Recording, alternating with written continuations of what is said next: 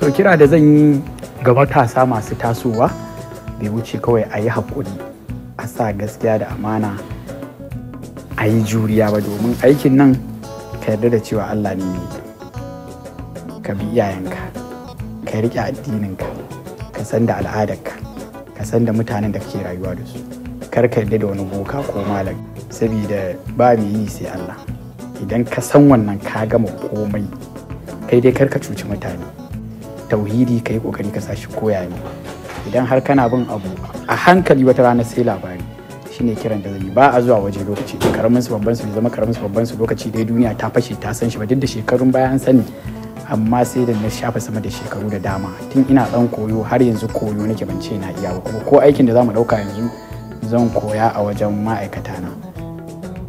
Za mu dau wakar zaman duniya yabo ce, sannan DOP ɗina na yarda da shi busy sai Monday.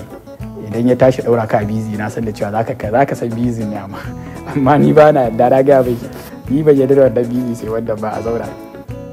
Labaran yayi kokari, shi kansa mai unguwa da ya tsaya yayi kokari. Jihar ma ita kanta Momi Niger ita ma muke tsimayi, na san da cewa ta yi kokari.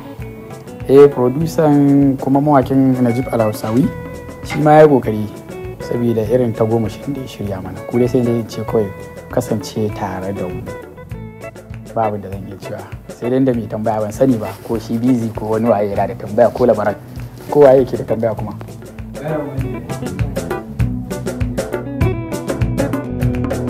Gidan duniya mumini ba namu ne ba, ina annabawan Allah duk sun tafi. Gidan duniya muminai ba namu ne ba, ina